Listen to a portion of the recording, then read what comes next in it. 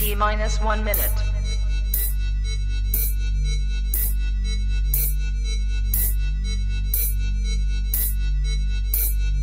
T minus 50 seconds.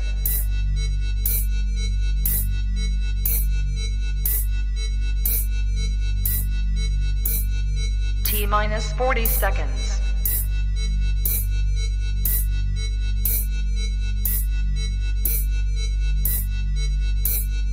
T minus 30 seconds.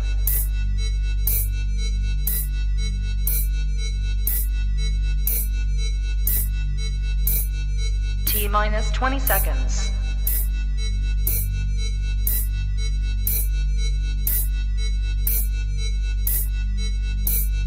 Ten, 9, 8, 7, 6, 5, 4, 3, 2, 1, 0. Own it, own it, own it, Kong. I own it. It did. Women's Wrestling Talk, the #1 women's wrestling show on the planet.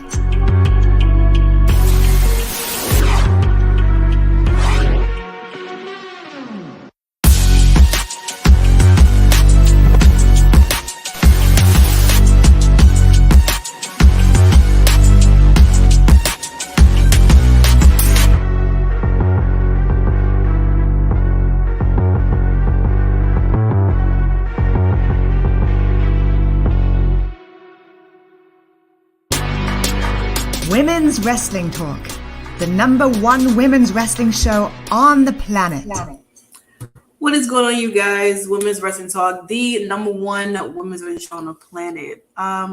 So I am here by myself tonight. Yeah, that's all I'm gonna say. Give me a second. This is not normally how our post shows go, so it's about to be very improv. And very much, me, Santana, here by herself, covering and giving you guys SmackDown and Rampage post-show.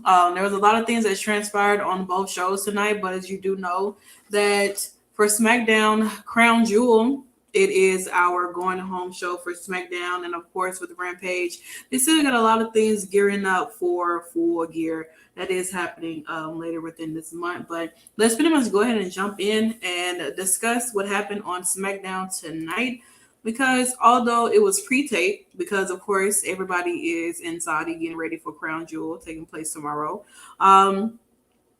there are still a few things, more build up and closing to storylines and different things adding up. So let's pretty much go ahead and jump right in. So here we are, the opening. Thank you. Here we are with the opening of the show. Liv Morgan and Sonya Deville. Of course, it seems as if like Sonya Deville has not been too fond of Liv Morgan, and Liv Morgan has not been too kindly to Sonya Deville's actions or responses or comments that she's made about her. So it resulted in these two having a no disqualification match. And it was fairly good. I thoroughly enjoyed it. For once in my life, I thoroughly enjoyed a match that involved Liv Morgan. Both of these ladies did what was needed to be done, and I kind of, I guess, can say I'm okay with this feud between these two. It kind of keeps Liv Morgan on your TV screens, and it kind of gives Sonya Deville something to do in the midst of everything. Now, of course, this is a no disqualifications match, so you know there was weapons, kendo sticks, chairs, and even tables, as you can see that Liv Morgan, and Sonya Deville tries to put Liv Morgan through a table, but unfortunately it backfired, and Liv Morgan just let go of the ropes and just fell back and landed on Sonya Deville, and they both went through the table. And of course, Liv seems to be very much enjoying it. And honestly, if you look at this picture, it really does not look PG friendly. If your mind is definitely rated R or TVMA, whichever you prefer. But nonetheless, Liv Morgan did come out with the victory.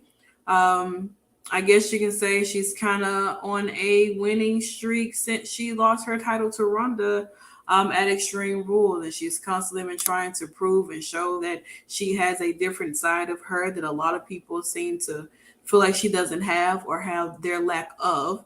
And to those who are fans of Liv Morgan, I hope that she is proving and continues to prove why maybe she'll be back in the title picture on you guys' circumstances, but definitely not on mine.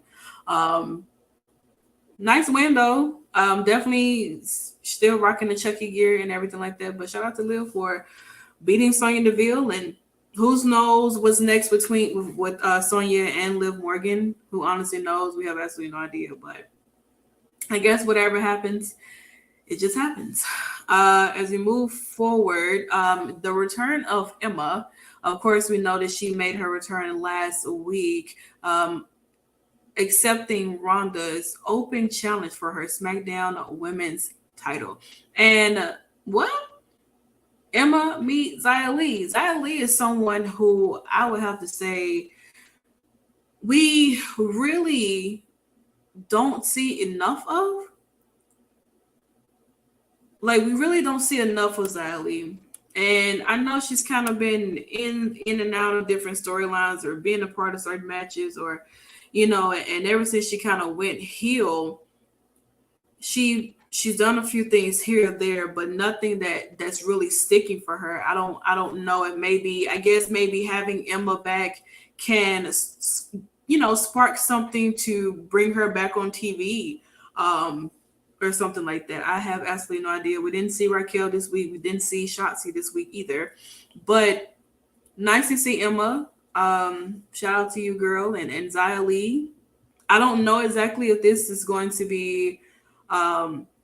It could go into a feud. I'm unsure as of right now. I mean, they kind of just, you know, Xia Li is kind of introducing herself to Emma, and maybe somewhere down the line we could see Emma and Xia Li have something, you know, take place. But I really don't know. I wish Xia Li was giving a proper storyline, but I guess it all starts somewhere, and maybe Emma would be the perfect person to be that feud or that opponent for Xia Li, so that she can get back into the ring and showcase her in-ring ability that she actually does have.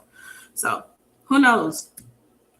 Of course, you do know that we had the Intercontinental Championship, and of course, you see Rey Mysterio and we see Gunther Imperium all walking to their respective locker rooms to get prepared for the main event tonight, which is the Intercontinental Championship. But also, we do know Crown Jewel, of course, like I said, this is our take-home show, and Crown Jewel takes place tomorrow. We found out, if you guys watched the press conference this morning, that Logan Paul's brother Jake Paul will be accompanying him ringside, while Roman, of course, is going to have everybody in the bloodline except for Sami Zayn there at Crown Jewel on his side. I really cannot tell you exactly what's going to transpire. I feel like Logan Paul needs more people. I'm just saying some mutual enemies of the bloodline. You know, maybe they will want to assist Logan Paul and his brother Jake on taking out the rest of the bloodline, who's going to be out there on ringside. But this match is taking place on tomorrow, and it will be your main event. Have absolutely no idea who's going to win, but whatever happens, ladies and gentlemen, it just happens. That's all I am going to say. Next up, we end up getting LA Knight and Ricochet. As you know, last week, LA Knight, you know, he's back to himself, and he was doing an interview, and Ricochet pops up, and basically it just seems like Ricochet was challenging LA Knight to a match, and LA Knight ended up winning. Don't get me wrong, this was actually a really, really good match. I thoroughly enjoyed it. It's a nice way to kind of get LA Knight back on a, like, have him on a winning streak and kind of build himself up. It was a nice way to have him and Ricochet have their match and everything. I don't know. I feel like with LA Knight, he's working his way up onto the main roster, you know, with the simple fact of him being Max Dupree. So now he's back to being LA Knight. So this is something that he's, you know, having these feuds and wrestling these different opponents. Although he I would say that he didn't too much win fair and square. I will say that, but nonetheless, I mean, I think the match that him and Ricochet had was really good. I think Ricochet I'm not the biggest Ricochet fan, but I will say that him and Ricochet had a pretty decent match. Really good, I will say. Hopefully, maybe this sparks something between those two, or LA Knight maneuvers on to beating the hell out of everybody on the main roster on SmackDown, and maybe somehow down the line going after a championship opportunity, whether it's like maybe the Universal title or it could be the Intercontinental Championship. Who knows? But shout out to LA Knight. Happy to see him back. Happy to see him back in the ring, wrestling, and having the opportunity to really be himself on the main roster. And shout out to Ricochet for, being a great opponent to use as a target, I guess.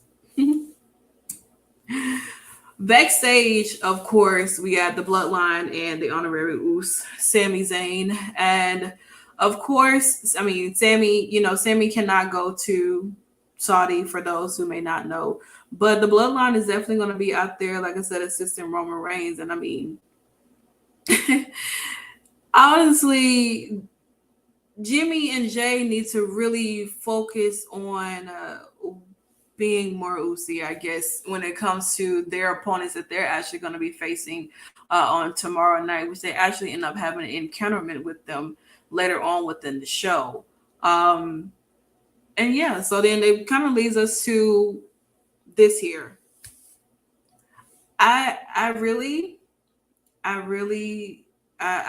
don't know what Bray Wyatt is doing. I don't. I really don't. For once in my life, I feel like I might be a little terrified. Yeah, they were chanting Sami and Saudi, but fortunately Sami cannot go over to Saudi. Those who know why, and those who don't, you better go Google it. But Bray Wyatt, I mean,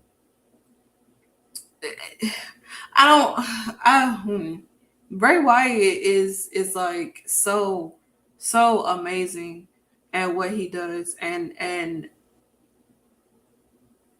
I honestly feel bad for this man here. It's like this man took all of his anger and a little bit of his frustration out on this guy right here who is just trying to do his job and everything like that. And it was just like Bray was like really, really losing his mind. He told this man to apologize to him and everything. And honestly, what it feels is if like we were in the mind of someone who was being controlled. And Bray Wyatt seems to be controlled by his Uncle Howdy, who I hope that we have the chance to meet one day.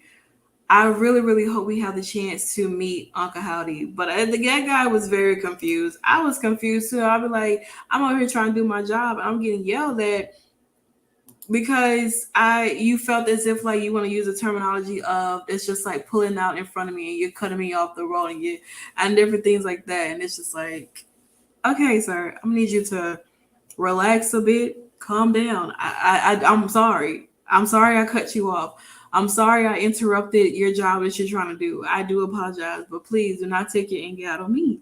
Seriously. Oh, look at the hair. Thank you.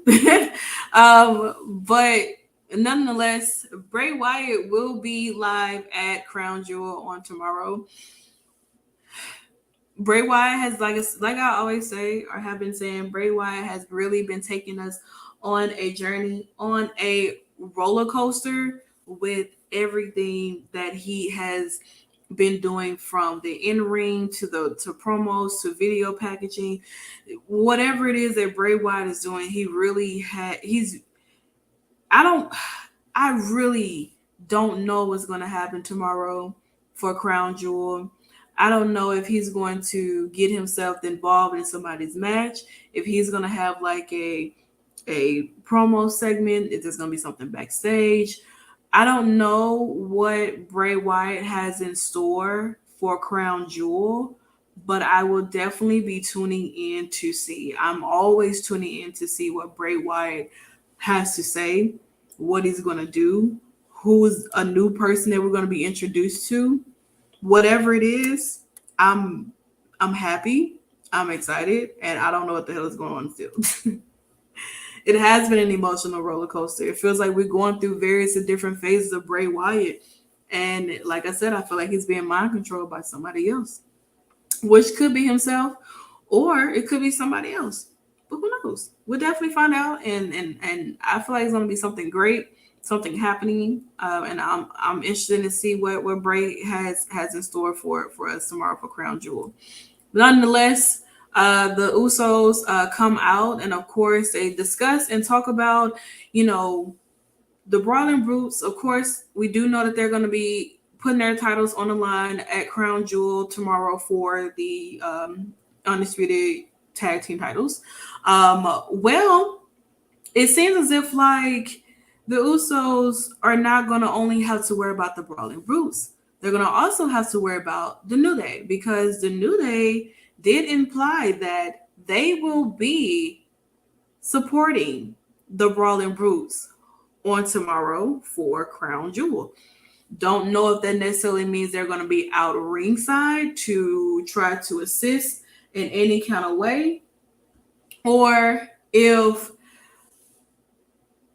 Solo is going to get involved and try to actually take out the New Day. Like, whatever it is, the New Day said they are rooting for the Brawling Brutes to win, and whoever wins, they got next, basically. So, yeah, their shirts are really... The New Day has, like, the best merch ever.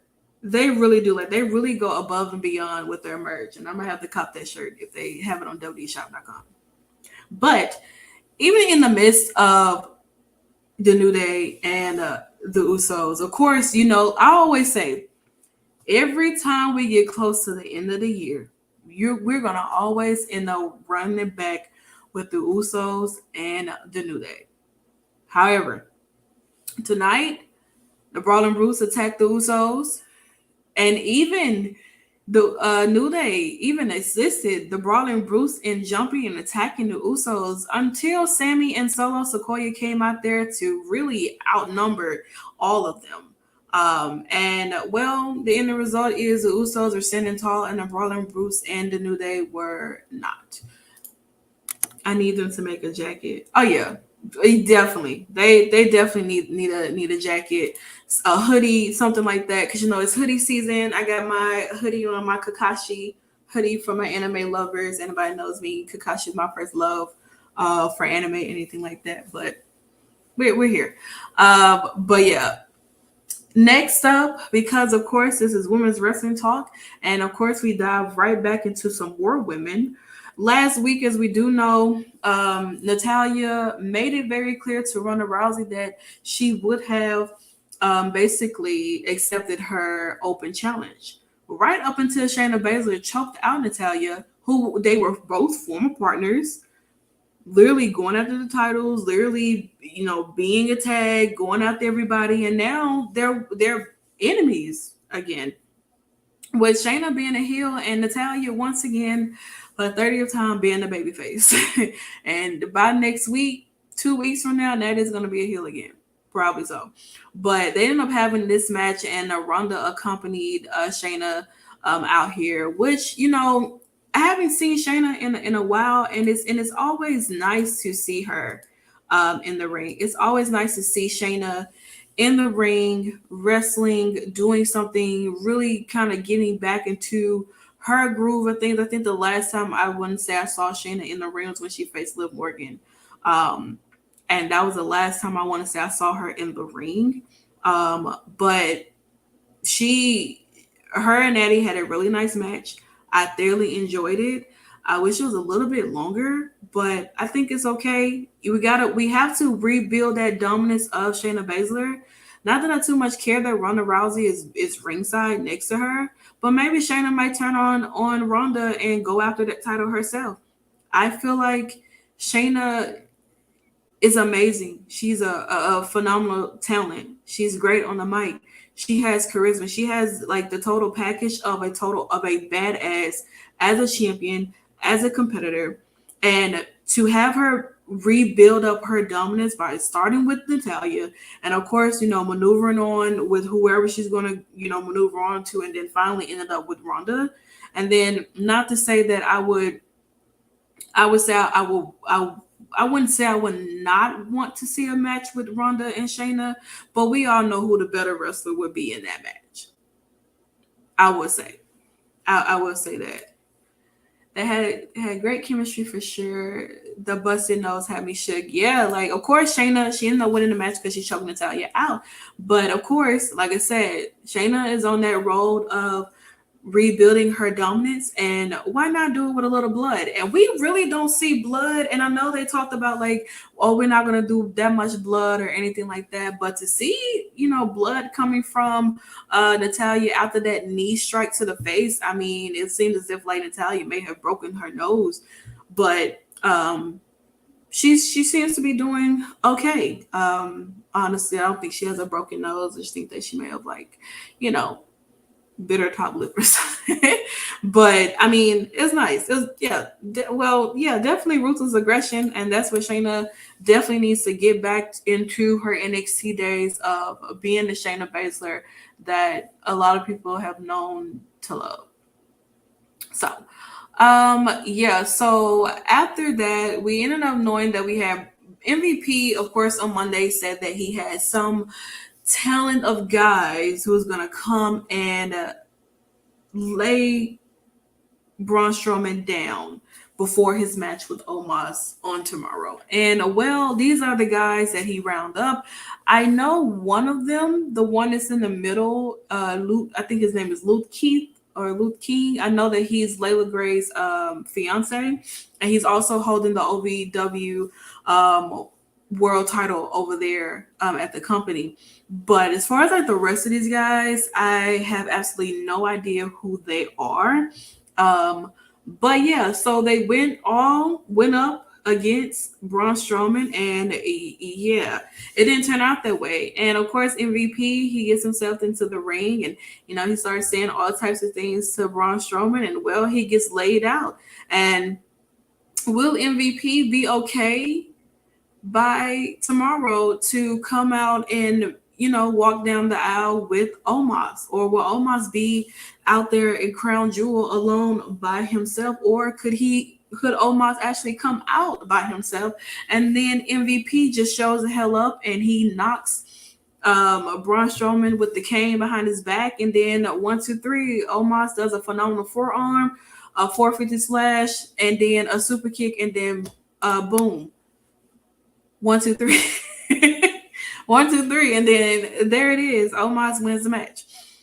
That's just me in my booking. Don't quote me, but if it happens like that, you know where you heard it from. Of course, Gunther is getting himself prepared to take on Rey Mysterio, who won a Fatal 4-Way about 2 weeks ago.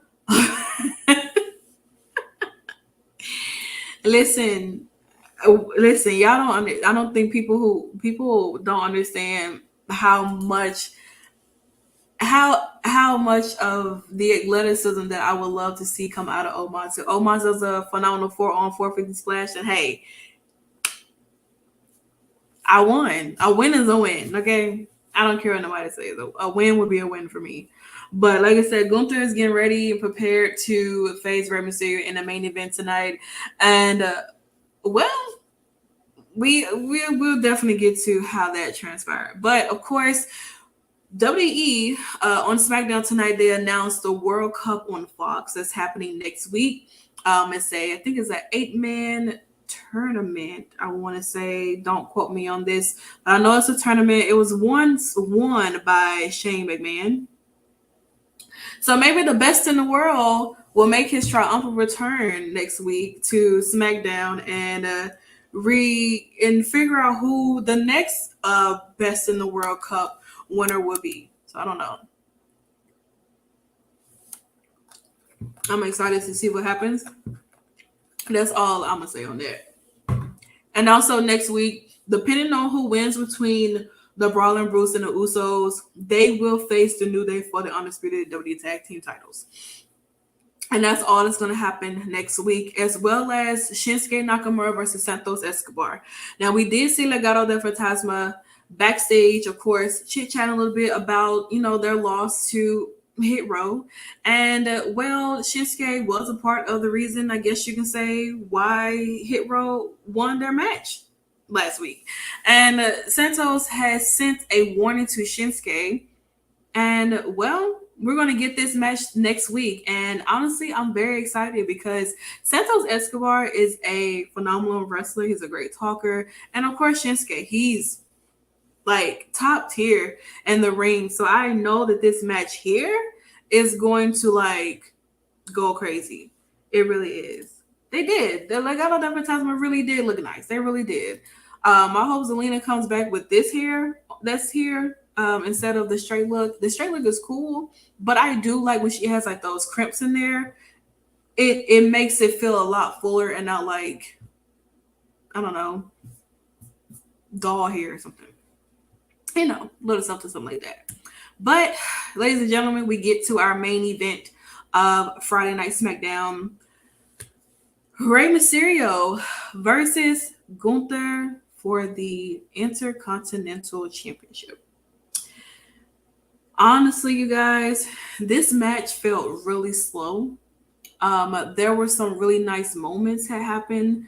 Rey still literally felt as if like Rey was just getting beat the hell up this entire match. Like he really didn't have that much offense. He didn't have the chance to really show off anything. I mean, he really tried his best to do what he could, but Gunther is just a powerhouse, and it was just too much for Rey. And well, Gunther is still your Intercontinental Champion. I have absolutely no idea who's going to be able to take this title off of Gunther. I feel like depending on what happens tomorrow at Saudi, because I know that Seth Rollins is supposed to have an open challenge for his United States title. And if he wins, then maybe there's someone down the line if they're still doing, the champion versus champion thing for Survivor Series War Games, and maybe we'll have Gunther versus Seth. I don't know depending on who comes out and accepts Seth Rollins' challenge and they actually win, I don't know if I would want to see them go against Gunther. I have absolutely no idea. I really would not want that to happen. But SmackDown was a pretty okay show. Nice going home show for Crown Jewel. Like I said, it's happening tomorrow. Everybody's pretty much over at Saudi. So I mean, like right now, I mean, it's really Gunther. I mean, this title really belongs to him as of right now until they figure out what they're gonna do. So I don't know, but SmackDown was really cool. It was a really nice show. Thoroughly enjoyed it. Very excited for next week's events, depending on what happens at Saudi. Because I feel like Saudi is going to have a lot of people, I want to say, in an uproar. Maybe myself, but I am pulling for those tag titles to be changed.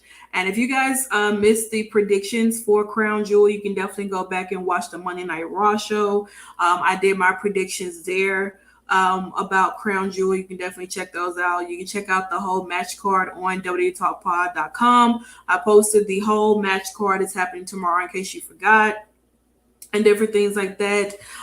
So yeah, of course, like I said, this is the end of SmackDown, and we move right on into Rampage. Oh, all right. So Rampage opened up their show, of course, with Mike Tyson, legendary, iconic boxer, who was a guest commentator for the night for the match between Orange Cassidy and I think his name is Shibata. I believe I'm pronouncing his last name correctly. I don't want to butcher it, so correct me if I'm wrong. But yeah, so Mike Tyson came out to commentate this match here, the AEW All Atlantic Championship Dream Match, and well, it was wow. I would say that this was a great opening. The crowd was really into this match. I would have to say it was really good. It was hard hitting, and I mean, it was to the point where I didn't think Orange Cassidy was going to make it. I really didn't, but he did. He pulled out. Yeah, Mike Tyson did a really, really good job on commentary. He really did a good job. I enjoyed it. I enjoyed watching. I enjoyed listening to him. Actually, I would probably prefer to hear him on commentary than Jim Ross. I say that. I would have definitely enjoyed seeing him more than listening to him more than I listen to Jim Ross. No shade to Jim Ross, legend, iconic, but no. But nonetheless, this was like I said, this was a great opener. Like I said, the crowd was really into it. It was like really good. You just couldn't take your eyes off of it. It was a very much like getting you guys pumped and ready for the show.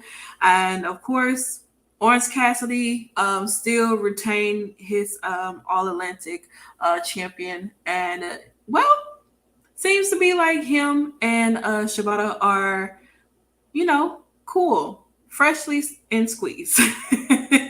So yeah.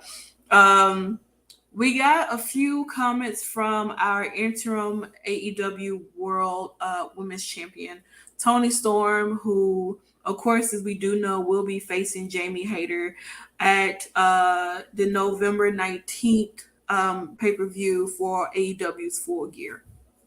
And Tony Storm, of course, we know that they aired the vignette talking about how, they were both like roomies and stuff over in Stardom. They have like a really nice friendship and different things like that. And well, Jamie came over to, America to do all kinds of things and stuff like that, and kind of left Tony behind. It's just a lot, And Tony just really had a few words to say, like, come Full Gear, Jamie. I will be ready for you. We've already had our match before. We've already wrestled together before. We already wrestled each other before, and I won. And Jamie has pinned Tony Storm before too. So it's vice versa, and with these two girls, and even the first time like their match was shown on AEW of them wrestling, it was really good. I thoroughly enjoyed it. You can tell they have a lot of chemistry with each other. You can tell they enjoy wrestling against each other. So I know that for Full Gear, it's gonna be really good. It really is. And this is not the last time we actually do see Tony Storm tonight. Yeah, they're ready to fight. They are. They're ready to throw down. They're ready to throw hands, and I'm ready to watch. Maybe not front row, but probably front row in my living room, watching them go at it against each other.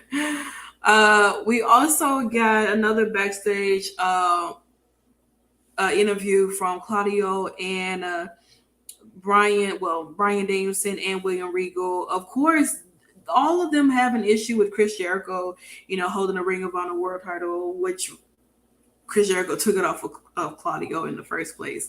And Claudio basically said that, he never got his rematch. He never got his rematch clause, and he deserves to have this opportunity. So definitely, watch your back, Jericho. But also, Brian Danielson wants to face Chris Jericho as well for their title. And he made it very clear that, I used to be Ring of Honor World Champion, and I am coming for that title, and I want that title opportunity. So,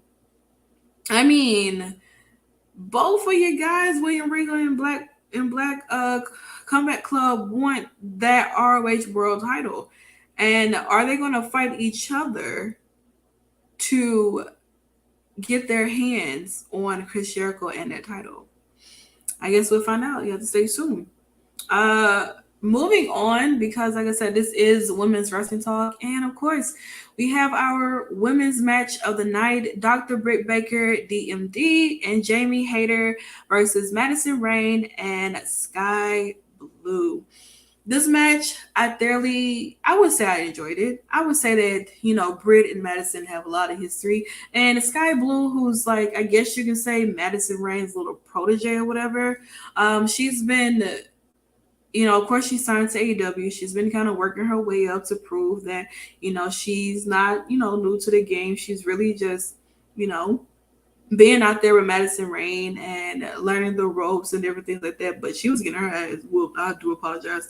I don't even remember if Sky Blue or Madison Rain even got any big offense, on on in this match. I can't even say I remember if they did. All I kept seeing was Jamie and Britt working really well as a team to take out Madison Rain and Sky Blue. And well, I mean, I enjoyed it. I really did. I wish it was a little bit longer, but they all of them did a really nice job. They really did. Oh, so they did. Like, I don't I don't know. I can't even tell you if Sky Blue and Madison Rain even got no offense. I can see here. I guess they did, but from watching it, I feel like all I saw was Britt and Jamie like really beating the hell out of them. But Jamie Hayter ended up pinning Madison Rain, and they ended up winning the match. Jamie and Britt ended up winning their match, and then afterwards, Britt got on the mic. She started talking all kinds of things about Toni Storm and said how Jamie's gonna beat her for that title, and this and that. And then Toni Storm comes out and she knocks down Reba. She throws Britt Baker into the barricade. And then she goes straight for Jamie Hayter. And they brawl inside of the ring up until Britt Baker grabs the title and basically hits Toni Storm in the back of the head while she had Hayter in that submission move that Hayter is very familiar with. And well, they were both standing over Britt was standing over not Tammy, but Tommy, not Tommy. Oh my God, what I'm thinking. They were both standing over Toni Storm while Jamie holds that title. And I mean, could we see this for Full Gear? Could this be like the outcome of Full Gear where Jamie is crowned your new interim AEW interim women's world champion? Y'all, my mind is like discombobulated, I swear. I don't understand. I am so tired. I had like a really busy schedule today. So I mean, like, this is 2 shows back to back, and I do this every Friday. Okay, sometimes not alone. Sometimes I have Stephanie here or I have Nikki here. But I listen. My mind is very all over the place, so bear with me. But yes, I mean, I don't know. Could like I said, could this really be what the ending of Toni and Jamie's match could be for Full Gear? I wouldn't mind it. I love Toni Storm. I'm a huge fan of Toni Storm. I really am. But I feel like Jamie Hayter has really been kind of pushed off to the side. I mean, she's a great wrestler. She really is. And I feel like sometimes people like to overlook her or like feel like Britt Baker is, blocking her shine and shit like that. But I feel like Jamie Hayter has really been proving herself that, although her and Britt are like, in this faction, assist each other with wins or different things like that. But people have to realize that Jamie is a great wrestler. I think that she may have been wrestling longer than Britt, but I just feel like Jamie is she's that girl, and I honestly feel like 2023 will probably be that year for Jamie Hayter, where she really shows that she is not just someone who is on the sidelines of Britt Baker, where she's really her own person. And I know a lot of people want Britt and Jamie to have a feud or whatever. If it happens, it happens. You know what I'm saying? I'm not saying like it's guaranteed it's gonna happen, but if it somehow somewhere down the line leads up to Britt and Jamie having a feud, I wouldn't want them to break up. But if it just so happens that it transpires that way, then, I mean, it's gonna be a great feud. It's gonna be a great match. The promo skills is gonna be great. The in-ring ability is gonna be amazing. The storytelling itself between these two women is gonna be amazing. So I'm definitely enjoying the ride of Toni and Jamie as of right now. So we got on the way to November the 19th, which is 2 weeks from now, I want to say. And it's a lot of build up, ladies and gentlemen. It really is. I say that. Back to the men, Chris Jericho and Sammy Guevara are backstage, of course, having an interview with Tony Schiavone. And Chris Jericho hears exactly what Claudio and Bryan Danielson had to say about him and that title that they won. And Chris Jericho, somewhere in his mind, says, well, how about I face Claudio and I face Bryan Danielson, but also let me bring in one of my guys, Sammy Guevara, and make it a fatal four-way for this title at Full Gear. Now, I really don't know what Chris Jericho is really thinking as of right now by having Sammy Guevara, or thinking that Sammy might not try to or want to win that title for himself. But there's going to be the real problems is going to probably be between Chris Jericho and Sammy Guevara. Because I could have sworn that Chris Jericho turned his back on Sammy Guevara, or Sammy Guevara turned his back on Chris Jericho. Whichever one, these two were not once on good terms once before. And now they're back together again. So honestly, I have absolutely no idea what's happening. But listen, I'm just saying, like, literally, if Sammy pins Chris Jericho, I didn't even know what I want to say. I'm just gonna be like, it be your own man's, and you put him in this match, and now look, you done lost your title, and now this man holding the title. So it was like that the real villain all along was Sammy Guevara, to be honest. But yeah, so they did make that match official. It will take place at Full Gear. We will have Sammy Guevara versus Claudio versus Bryan Danielson versus Chris Jericho for the ROH World Title. Listen, whatever happens. I'm just wow. Finally, we get to hear from the returning Ricky Starks. It's been a minute and a while since we've seen him. He's been, taking his time out due to some personal issues and things like that. But he was here tonight looking absolutely wonderful. I love the shoes. I have a pair of those in my closet, to be exact. And he basically, came out and talked to the crowd about how, you guys have missed me. You guys have cheered for me. You guys have done all these kinds of things.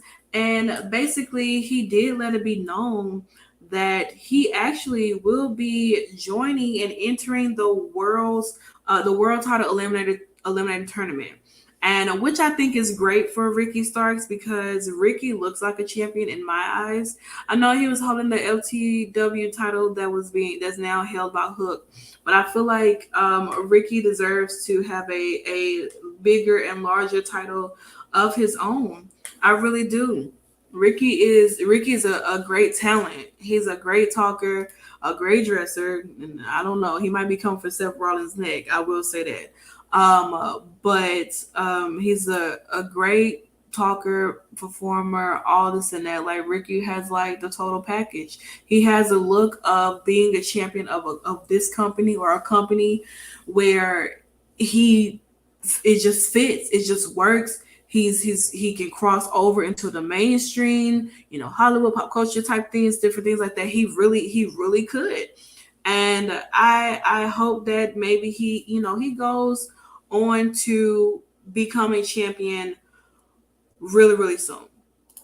Yeah, it was really great to see him back on TV. I have to agree. So here we are. And I'm gonna put myself over here to the side right quick. So the World Title Eliminator Tournament, they announced all of the guys who's going to be a participant in it, and the winner receives a World Title match at Winter Is Coming. So, as we do know, we're going to start off with Eddie Kingston versus Ethan Page on this Wednesday for Dynamite. And then on next week for Friday is going to be Bandito and Roosh against each other. And whoever wins, they will face each other in like the semi-finals, or I think it's going to be a fatal four-way at the end. Don't quote me on that. And then we have Lance Archer versus Ricky Starks, to be exact, on next Friday's Rampage. as well as Brian Cage and Dante Martin on, I believe, that same Friday for Rampage 2. And I just want to say, I think that whoever the last four competitors are will face each other at Full Gear, and then whoever wins that match will go to Winter is Coming for the world title match. So don't quote me. I think that's how it's gonna go, or I think that's gonna end up in a fatal four-way for Full Gear, and then whoever the winner is, winner is coming. Which winner is coming real soon. So, if we move on to our main event, we had the Games of Agony versus Warjo, and I'm just gonna be extremely honest, you guys. It was not, to me wise. It was like, I don't know. I can't even tell you. Like, I don't think it was a bad match, but I also don't think it was good either. I think that it was just, I don't think there was any energy for this match. I know I didn't have any for it, and I didn't have anything, like I didn't have anything for this match. I really didn't. It was cool. It was nice to see all these guys roast each other. I'm always happy to see Samoa Joe. But other than that, I mean, I really don't have much to say about this. Yeah, we was talking about earlier. Like, I believe they should have started. Yeah, definitely should have started this match with, like, started the show with this match, and then let Orange Cassidy and Shibata's match be the main event. And I think that if they had flip-flopped it, I think it would have been a great thing, because you could have got this match done and out the way. They could. Khan looked good, but it shouldn't have been the main event. Yeah, I mean, he did really good, and everything like that. I was just like, Warlow, please start rolling this man. Please stop putting this man in the power bomb and rolling back over, and then put him in the power bomb again, and then rolling back over. What are you doing? Stop it. But like I said, it was a cool match. It was straight. It was all right.